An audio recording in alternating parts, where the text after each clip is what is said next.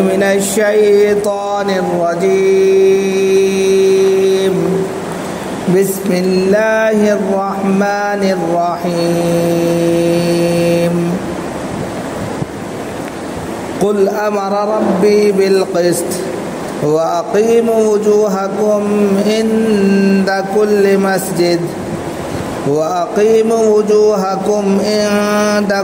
مسجد وادعوه مخلصين له الدين كما بدأكم تعودون. فريقا هدى وفريقا حق عليهم الضلالة إنهم اتخذوا الشياطين أولياء من دون الله ويحسبون أنهم مهتدون. يا بني آدم خذوا زينتكم عند كل مسجد وكلوا واشربوا ولا تسرفوا إنه لا يحب المسرفين. صدق اللہ العظیم. محترم بزرگوں اور دوستوں، دینی اور ایمانی بھائیوں، اللہ رب العزت کا شکر ہے، اس کا کرم ہے کہ اس نے ہمیں نماز عشاء کے ساتھ ساتھ درس قرآن میں بیٹھنے کی توفیق عطا فرمائی. آج درس قرآن میں آیت نمبر 29 سے آیت نمبر 31 تک تلاوت کی گئی ہے. سب سے پہلے ان آیتوں کا ترجمہ آپ کے سامنے پیش کیا جاتا ہے، پھر تفسیر بیان کی جائے گی. قل امر ربی بالقسط، آپ کہہ دیجئے کہ میرے رب نے انصاف کا حکم کیا ہے.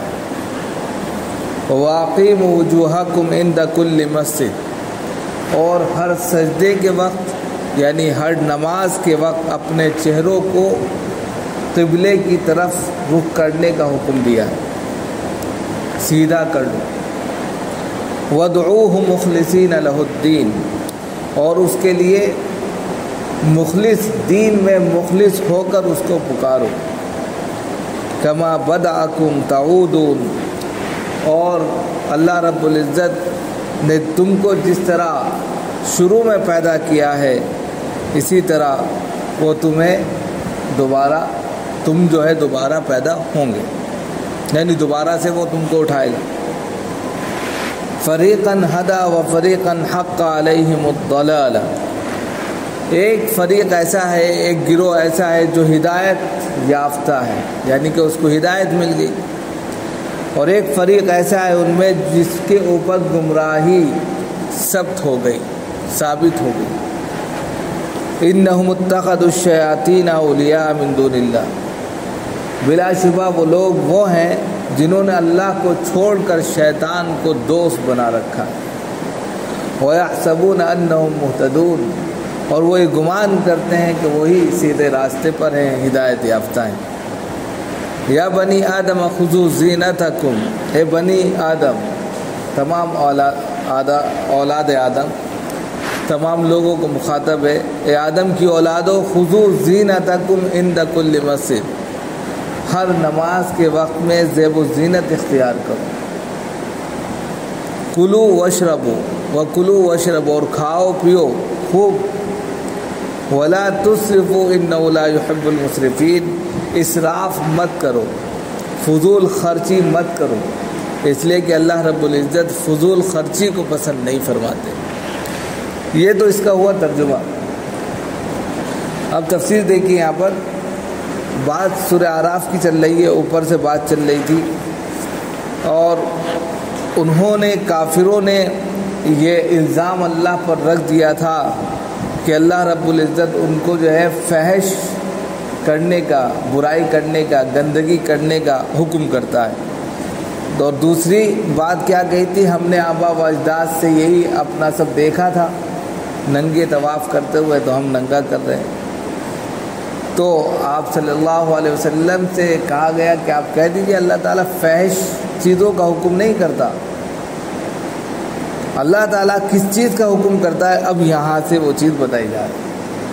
قل امر ربی بالقسط، آپ کہہ دیجئے کہ میرا رب تو انصاف کا، قسط کہتے ہیں عدل و انصاف کا، سچائی کا، صداقت کا حکم کرتا ہے۔ قسط کا ایک اور مطلب یہ لیا گیا توحید کا، رسالت کا، لا الہ الا اللہ محمد رسول اللہ کا حکم دیتا ہے۔ قسط جو ہے، بالقسط کا جو لفظ ہے بہت وسیع ہے، اس کے معنی بہت سارے لیے گئے۔ اگر آپ یہ معنی لیں کہ عدل و انصاف کا حکم کرتا ہے، سچائی کا حکم کرتا ہے، گندگی سے بچاتا ہے، اور جو ہے پاکیزگی کی طرف رہنمائی کرتا ہے، اچھائی کی طرف رہنمائی کرتا ہے، سارے معنی اس کے اندر موجود ہیں بالقسط کے اندر۔ اور پھر دوسرا معنی توحید کا جو لیا گیا ہے، یعنی کہ اللہ رب العزت تو اسلام کی طرف، ایک اللہ کو ماننے کی طرف دعوت دیتا ہے، اور وہ یہ حکم کرتا ہے کہ ایک اللہ کو مانو، ہزاروں معبودوں کی پوجا کو چھوڑ دو۔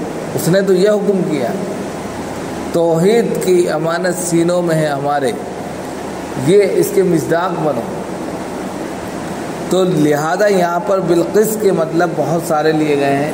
عدل و انصاف کا بھی مطلب ہے، سچائی کا مطلب ہے، صداقت کا مطلب ہے، گندگی سے پاک ہونے کا مطلب ہے، سارے مطلب یہاں پر ہیں۔ کیونکہ وہ حرکتیں جو کرتے تھے، فحش، گندگی، اس سے سب سے پاک کرنے کا مقصد یہاں پر بتایا کہ اللہ کی ذات تو ایسی ہے کہ وہ آپ کو اچھائی کا حکم کرتی ہے، اور سب سے بڑھ کر بالقسط کا مطلب توحید ہے، یعنی کہ اللہ رب العزت تم کو توحید کا حکم کرتا ہے، ایک اللہ کو ماننے کا حکم کرتا ہے، تم وہ تو مان نہیں رہے ہو اور کہہ رہے ہو کہ فحش کرو، ننگے طواف کرو، ہم نے آبا و اجداد کو اسی طرح دیکھا ہے۔ یہ سب غلط بات ہے، یہ من گڑت باتیں جو اللہ پر تم جھوٹا دعویٰ کر رہے ہو اور جو ہے جھوٹ گڑھ رہے ہو، اس سے بچو۔ اور پھر مزید کہا وَأَقِیمُوا وُجُوهَکُمْ، اور وہ حکم کرتا ہے وَأَقِیمُوا وُجُوهَکُمْ عِنْدَ کُلِّ مسجد، ہر سجدے کے وقت۔ نماز تو بعد میں ہوئی، پہلے سجدے ہوتے تھے، یعنی وہ لوگ جھکتے تھے، پھر اس سے مفسرین نے نماز مراد لے لیا، یعنی کہ ہر نماز کے وقت اپنے چہروں کو قبلہ رخ کر لو، سیدھا کر کے نماز پڑھو، یعنی کہ نماز بغیر قبلہ رخ ہوئے نہیں ہوگی، حکم ہے۔ اور بھی اس کے مطلب ہے کہ ہر نماز کے وقت اپنے چہروں کو درست کر لو، سیدھا کر لو، جس کی طرف نماز پڑھی جاتی ہے۔ اب یہاں پر یہ ہے کہ جو مکہ میں ہے تو وہ مکہ میں، یعنی مکہ کی صحیح سمت جہاں ہے اس طرف صحیح کر لیں، اور جو مکہ سے دور ہے ان کے لیے ہے کہ وہ قبلہ رخ ہو جائیں۔ اس کو جو ہے ہاں اس کو اس طرح لٹا دیں گے، پیر اس کے قبلے کی طرف ہو جائیں گے، سر اس میں ہو جائے گا، سمجھ رہے؟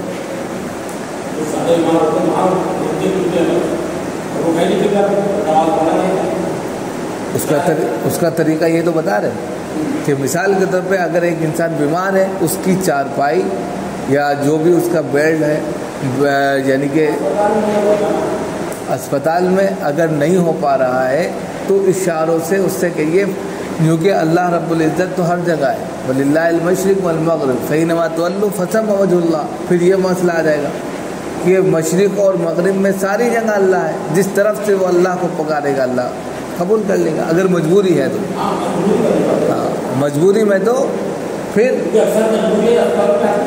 اینما تولوا فثم وجه اللہ، اللہ کو جس طرف سے آپ یاد کریں گے اس طرف اللہ کو پا لیں گے۔ پھر یہ لیکن اگر آپ صحیح ہر نماز کے وقت میں آپ پہنچ رہے ہیں، مسجد میں آ رہے ہیں، تو قبلہ رخ ہو کر نماز پڑھیں، یہ نہیں کہ آپ ادھر منہ کر لیں۔ یہ مجبوری میں تو فمن استر غیر باغ ولا عاد فلا اثم علیہ آ گیا۔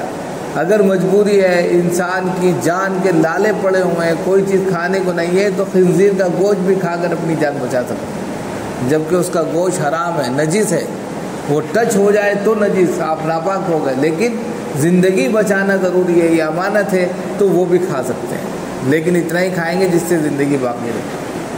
مجبوری میں تو پھر یہ آ جائے. اگر مجبوری ہے، پریشانی ہے، تو پھر آپ کسی بھی طرف پڑھ لیجئے، اللہ قبول کرنے والے ہیں. اور اگر مجبوری نہیں ہے بلکہ آپ انتظام کر سکتے ہیں تو پھر اس کے لیے انتظام کیا جا سکتا ہے. جیسے بہت سے لوگ سفر کرتے ہیں، اب گاڑی کبھی یوں گھوم رہی کبھی یوں گھوم رہی، تو انسان جس طرف گاڑی جا رہی ہے اس طرف رک کر کے نماز پڑھنا شروع کر دے گا، اس کی نماز ہو جائے گی. اب چاہے جس طرف گاڑی گھوم رہی اس کو تو معلوم نہیں. جہاز میں جا رہا ہے، اب جہاز کس رخ پر جا رہا ہے نہیں معلوم، تو جس طرف جہاز اڑ رہا ہے اسی طرف رک کر کے نماز پڑھ لیں تو ہو جائے گی. پھر تو یعنی کہ اگر آپ کو اندازہ نہیں ہو پا رہا ہے کہ رخ کس طرف ہے تو پھر جس طرف بھی آپ پڑھ لیں گے نماز ہو جائے گی. تو وہی کہا کہ اپنے چہروں کو ہر نماز کے وقت سیدھا کر دو. وَادْعُوهُ مُخْلِصِينَ لَهُ الدِّينَ، اور اس کے لیے دین میں مخلص ہوتے ہوئے اس کو پکارو. یعنی اللہ رب العزت کی جو عبادت کرو اخلاص کے ساتھ میں کرو. دل کی پاکیزگی کے ساتھ ساتھ اخلاص بھی ہونا چاہیے، مخلص ہونا چاہیے. دکھاوا نہیں، ریاکاری نہیں، شہرت نہیں، یہ ساری چیزیں نہیں. بس اللہ کے لیے آپ مخلص ہیں، میرا رب مجھ سے خوش ہو جائے، اس طرح عبادت کرو. کما بداکم تعودون، تو اللہ رب العزت نے جس طرح تم کو شروع میں پیدا کیا ہے اسی طرح وہ تمہیں دوبارہ پیدا کرے گا. پیدا کرنا یعنی قبروں سے نکالے گا، یعنی کہ پھر تم قبروں سے نکل کر ویسے ہی اللہ کے حضور میں حاضر ہو جاؤ گے. حدیث میں آتا ہے کہ انسان کل قیامت کے دن اللہ کے حضور میں ننگے بدن، ننگے پاؤں، ننگے جسم حاضر ہوگا، بغیر ختنے کیے حاضر ہوگا. تو اس سے پتہ چلتا ہے کہ انسان کی پھر دوبارہ سے جو مرنے کے بعد جی اٹھنا کہا گیا، والبعث بعد الموت، مرنے کے بعد جی اٹھنے پر جو ایمان لے کر آتے ہیں، آمنت باللہ اب کہتے ہیں، تو یہ بھی یہی ہے کہ جس طرح اس نے شروع میں پیدا کیا ہے اسی طرح جب انسان مر جاتا ہے مرنے کے بعد پھر وہ زندہ کرے گا، پھر دوبارہ سے وہ اسی طریقے سے آپ کو پیدا کر دے گا جس طرح اس نے پہلے پیدا کیا تھا. اور پھر سوال جواب ہوگا. یہ مت سوچئے، کیونکہ وہ لوگوں کا عقیدہ کیا تھا کفار مکہ کا کہ مر جائیں گے، ہڈی ہو جائیں گے، ختم ہو جائیں گے، اس کے بعد پھر کچھ نہیں. ہیہات ہیہات لما توعدون، اور اس کے بعد پوری آیتیں ہیں کہ ہم ہڈی ہو کر فنا ہو جائیں گے، ختم ہو جائیں گے، اور پھر اس کے بعد میں ہمارا کوئی وجود نہیں ہوگا. تو اللہ رب العزت نے یہاں ان کو سمجھایا کہ جیسے اس نے شروع میں تم کو پیدا کیا تو اس کے لیے اور آسان ہے کہ تم کو دوبارہ پیدا کر دے. اور قبروں سے کہتے ہیں کہ ایک قبر سے 70 مردے لکھ لیں زندہ ہو. تو یہ ساری چیزیں اللہ کے بالکل اختیار میں. جب وہ پہلی مرتبہ پیدا کر سکتا ہے دوسری مرتبہ پیدا کرنا کوئی مشکل کام نہیں ہے. تو مرنے کے بعد انسان جی اٹھے گا اور پھر اس کے بعد میں سوال جواب ہوں گے. پھر اس کے بعد کہا کہ سوال جواب میں فریقاً ہدا و فریقاً حق علیہم الضلال. اب ان میں سے ایک گروہ تو ایسا ہے، ایک جماعت ایسی ہے جو جس کو اللہ نے ہدایت دے دی، ہدایت یافتہ ہو گئے وہ تو جماعت، سیدھا راستہ اختیار کیا، کامیاب ہو گئے، جنت میں پہنچ گئی. وَفَرِيقًا حَقَّ عَلَيْهِمُ الضَّلَالَ، اور ایک فریق اور ایک جماعت ایسی ہے جس کے اوپر گمراہی ثابت ہو گئی، ثبت کر دی، ٹھپا لگا دیا، گمراہ ہے، اس کو ہدایت نہیں ملے گی، یہ گمراہی پھیلاتا رہے گا. اور گمراہی پھیلانے کا سبب بتا دیا کیا ہے، اِنَّهُمُ اتَّخَذُوا الشَّيَاطِينَ أَوْلِيَاءَ مِن دُونِ اللَّهِ، کہ اللہ کو چھوڑ کر شیطانوں کو انہوں نے دوست بنا لیا. اس بنیاد پر گمراہی کا ٹپا ان کے اوپر لگا دیا. اور اس کو آج کے وقت میں سمجھنے کے لیے بجرنگ دل کے لونڈے جس طرح آپ دیکھتے ہیں، دنگائی RSS کے اور جو ہے دوسرے منچ کے لونڈے جو اس وقت گھوم رہے ہیں میوات میں، منی پور میں آپ دیکھ رہے ہیں، گروگرام میں انہوں نے کیا کیا کیا ہے، سارے اس کے اندر ہیں. سب شیطان کے دوست تھے، اور ٹھپا لگ گئی ہے گمراہی کا. اب مزید گمراہی کرتے پھر رہے ہیں. ہر دن کیا اعلان کر رہے ہیں، اب اعلان کیا کر رہے ہیں، کسی بھی دکان پر اگر کوئی مسلم ویکتی نوکری کرتا ہے غیر مسلم کے یہاں، 2 دن کے اندر اس کو ہٹا دو، نکال دو، ورنہ جلا دیں گے. ایسی ویڈیو، یعنی اتنے تنگ نظر ہو گئے کہ کیا وہ انسان کا کھانا چھین لیں گے؟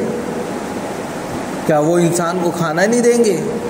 ارے کھانے کا روزی کا رزاق تو خدا ہے، وہ اگر دکانوں سے نکال دیں گے تو کہیں دوسری جگہ سے رزق نہیں آئے گا، اور ان کو پتہ نہیں ہے کہ کھانا تو ایشور دیتا ہے، اللہ دیتا ہے، نہ جانے تمہیں کن کے طفیل سے مل رہا ہے۔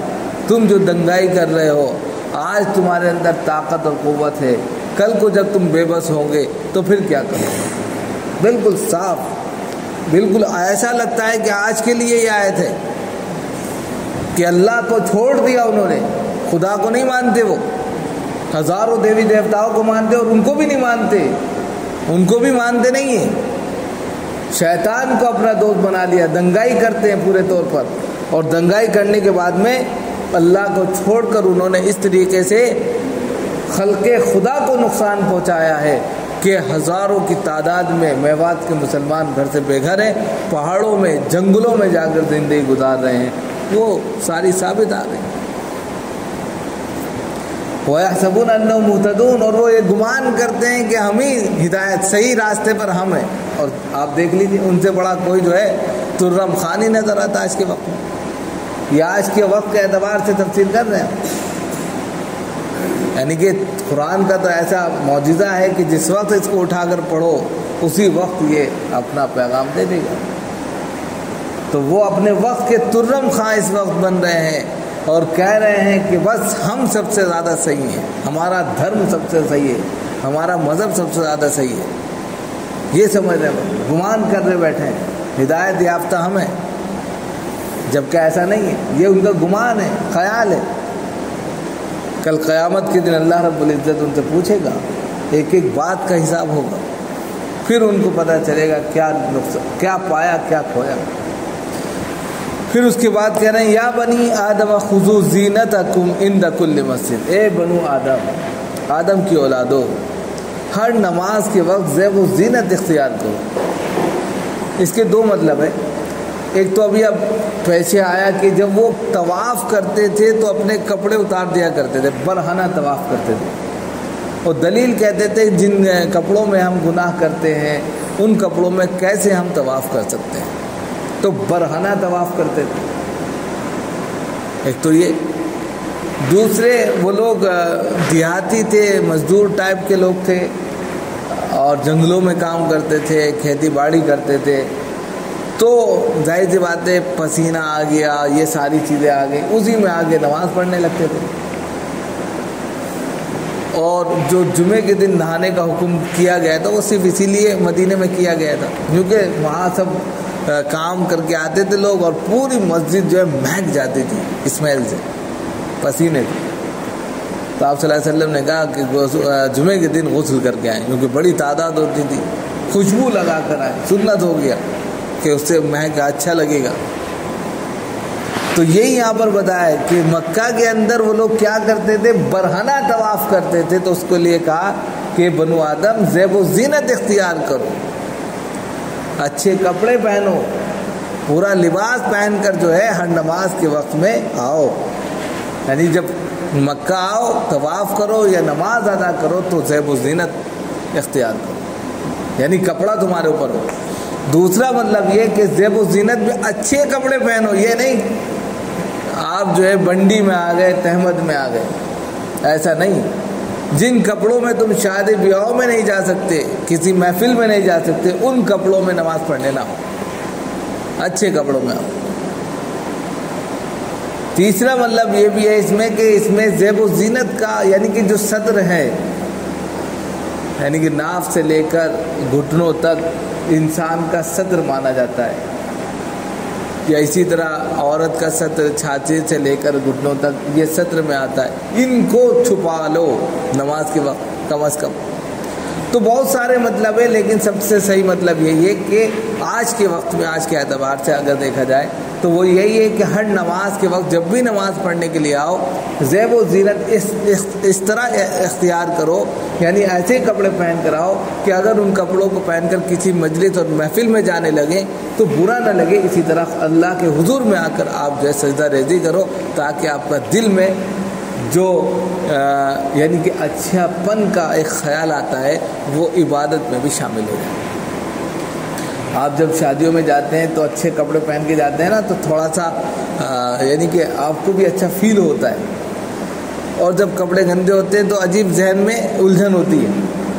تو جب نماز میں اچھے کپڑے پہن کر آؤ گے تو نماز کا جو عطیہ ہوگا، جو عبادت ہوگی، اس میں بھی مزہ آئے گا۔ اس لیے کہا زیب و زینت اختیار۔ اور پھر مزید کہا جب نماز پڑھ لو تو خوب کھاؤ پیو، وَكُلُوا وَاشْرَبُوا۔ اللہ تعالیٰ کھانے پینے سے نہیں روکتا۔ اب اس سے یہ بھی پتا جو نماز کا اہتمام کرے گا اس کو کھانے پینے کو خوب ملے گا۔ یہ بھی اس طرف بھی اشارہ ہے کہ اس کی نماز کی برکت سے اللہ تعالیٰ اس کی روزی میں برکت دیں گے، اور جب برکت دیں گے وہ خوب کھائے پیے، مزے کرے۔ وَلَا تُسْرِفُوا إِنَّهُ لَا يُحِبُّ الْمُسْرِفِينَ۔ اسراف مت کرنا۔ اسراف فضول خرچی، جہاں آپ 10 روپے خرچ کر سکتے تھے وہاں 50 روپے خرچ کر دیں۔ مثال کے طور پہ آپ نے گھر میں ایک معمول کے مطابق کھانا بنوایا، کھانا بنا رکھا ہے، اب آپ نے کہا نہیں ہم نہیں کھائیں گے، باہر سے جا کے آپ نے آرڈر کر دیا اور اس کو پھینک دیا۔ فضول خرچی، یہ فضول خرچی ہو گئی۔ آپ نے پیزا منگا لیا، آپ نے جو ہے برگر منگا لیا، آپ نے دوسری جانے اسی کھانے کے ساتھ آپ نے کچھ منگا لیا، چلیے اس میں شامل کر لیا، یہ تو الگ بات ہے، لیکن جو کھانا آپ نے بنایا اس کو ویسٹ کر کے پھینک دیا، یہ فضول خرچی۔ جیسے آج کے وقت میں شادی بیاہوں میں ہوتا ہے، آپ کو کھانا اتنا ہے، لیں گے اتنا، اب لینے کے بعد میں کھایا نہیں جا رہا، پھینک دیا، غلط، فضول خرچیاں۔ اسی طریقے سے آپ 4 کھانوں میں یعنی دعوت کر سکتے ہیں، اب آپ نے جو ہے 20 25 50 آئٹم کر دیے، اب سمجھ میں نہیں آ رہا، انسان کنفیوز ہے، کھائے تو کیا کھائے، اس کو خود پریشان ہو گیا کس کو کھانا ہے۔ اب ایسے میں یہ فضول خرچی، بھائی ایک دعوت کہا گیا ہے، دعوت میں نارمل دعوت آپ کریے، اب آپ یہ تو شہرت دکھاوا ریاکاری ہو گئی، فضول خرچی اس کو کہیں۔ آپ آرام سے گھر میں رہ سکتے ہیں نارملی، اب آپ کہیں نہیں گھر میں نہیں رہیں گے، ہوٹل میں جا کے 5000 کا کمرہ بک کریں گے، وہاں رہیں گے، فضول خرچی۔ آپ نارملی کسی ہوٹل میں باہر گئے، سفر پہ گئے تو 200-500 روپے کا کھانا سب کھا سکتے ہیں، لیکن آپ کہیں نہیں ہم 5 اسٹار میں کھانا کھائیں گے 10,000 کا، فضول خرچی۔ اسی میں کباڑا ہوتا ہے بہت سے لوگوں کا۔ آپ نارمل کلاس سے جا سکتے ہیں، 1000-2000 کا ٹکٹ، نہیں ہم پلین سے جائیں گے، غلط ہے۔ جب آپ آسانی سے دوسرے، ساری چیزیں آپ ہی کے لیے ہیں، اللہ رب العزت نے آپ کے لیے بنائی ہے، لیکن جہاں کام چل سکتا ہے وہاں آپ مزید لوگوں کو دکھاوے کے لیے فضول خرچی کرنے لگے، غلط ہے۔ جہاں آپ کا کام 1 میں چلتا ہے اور وہاں آپ 100 روپے خرچ کر رہے ہیں، بس سمجھ جائیے فضول خرچی، جس میں عجب آ جائے، جس کے اندر آپ کو گھمنڈ، تکبر اور جو ہے غرور کا مادہ پیدا کرے، یعنی وہیں تو ہوگا نا، ارے ہٹاؤ اس طرف ہے، وہاں یہ چیز آئے گی، عجب جہاں آئے گا تکبر آئے گا، پیسہ زیادہ پھینکا جائے گا۔ ان اللہ لا يحب المسرفین، اس لیے کہ اللہ تعالیٰ اسراف کرنے والوں کو پسند نہیں کرتا۔ اگر آپ کو اسراف کرنا ہے، غریبوں کو کھلاؤ، نہ جانے کتنی بیوائیں ہیں، نہ جانے کتنے یتیم بچے ہیں، نہ جانے کتنے ایسے ہیں جو بے سہارا ہیں، ان کے اوپر خرچ کرو، وہاں کیوں نہیں کرتے ہو خرچ؟ لیکن دوستوں یاروں میں دکھانے کے لیے یہ پھینکیں گے، بہت سے لوگ کیا ہے پیسے بچھا کے اس پہ بیٹھیں گے، سب بیوقوف بنانے کے لیے۔ بہت سے لوگ اپنی گاڑی میں 3-4 گڈی رکھ لیں گے دکھانے کے لیے، حالانکہ کچھ نہیں ہوتا یہ۔ بہت سے لوگ آئی فون کا ایک عجیب بھوت سوار ہے، کٹنیاں بیچ رہے ہیں، آئی فون رکھیں گے۔ آج کے وقت میں جو ہے بہت سے لوگ جو ہے اس کا شکار ہے کہ محبت کے شکار ہو گئے، کسی کو ٹہلانے جا رہے ہیں، کسی کو گھمانے جا رہے ہیں، فضول خرچی کر رہے ہیں، دیوالیہ ہو جاتے ہیں وہ، تو یہ سب فضول خرچی ہے، اس سے بچنا چاہیے۔ اللہ تعالیٰ ان کو پسند نہیں فرماتا۔ اللہ تعالیٰ ہم سب کو عمل کی توفیق ونصیب۔